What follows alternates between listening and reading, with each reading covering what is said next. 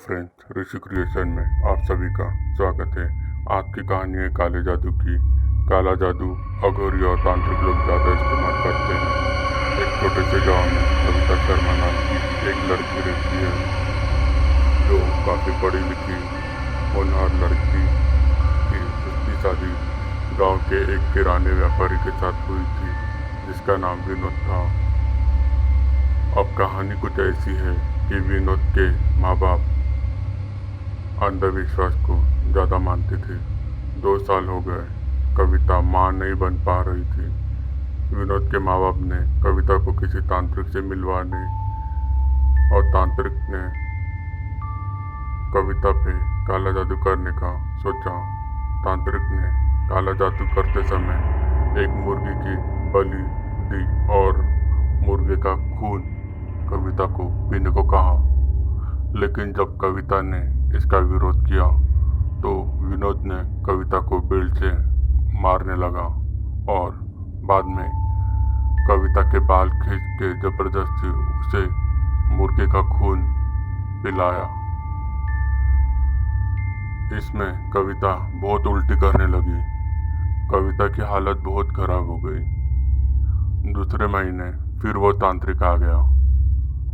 दूसरी बार उसने बकरे की बलि देकर एक बाल्टी खून कविता को पीने लगाया। कविता घबरा गई,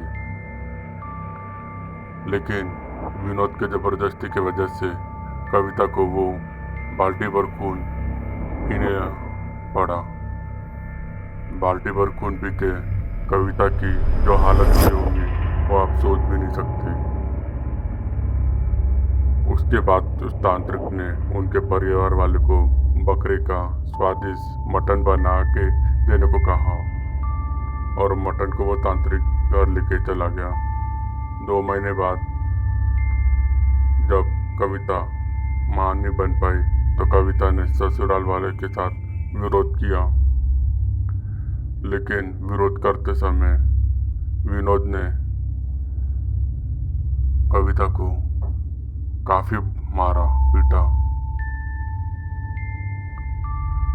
कुछ दिन के बाद कविता को रात में अजीब से सपने आने लगे। उसे सपनों में भूत और काले साए दिखने लगे। तभी कविता ने मंदिर के पंडित को अपनी आप बीती सुनाई तो पंडित ने कविता को माँ दुर्गा के चढ़ाए हुए फूल और तुलसी की पत्ती दी है। चढ़ाए हुए फूल और तुलसी की पत्ती को पानी में भिगो के पंडित ने कविता को नहाने को कहा। कविता ने ठीक वैसे ही किया और उसे वह काली चाय और भूत के सपने आने बंद हो गए। इसके बाद कविता ने विनोद और उसके घर वालों पे पुलिस कंप्लेंट करने का फैसला किया। उसने पुलिस को बताया कि कैसे विनोद और उसके घर वाले उसे प्रताड़ित करते थे। तभी पुलिस वालों ने वक्त न गंवाए कविता के पति विनोद और उसके घर वालों को अरेस्ट कर लिया और विनोद और उसके घर वालों पे सेक्शन 3 यानी अघोरी और काले जादू को बढ़ावा देने के इसमें अरेस्ट कर लिया। साथ में सेक्शन 498 प्रताड़ित करने का, सेक्शन 354 जबरदस्ती करने का, 332 मारपीट करने का, 504 बेइज्जत करने का और 506 धमकी देने के आरोप में 10 साल की जेल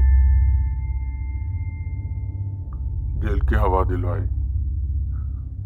लेकिन कविता ने डॉक्टर के पास जाके चेकअप किया तो उससे पता चला कि कविता में माँ ना बनने के इसमें कोई प्रॉब्लम नहीं था।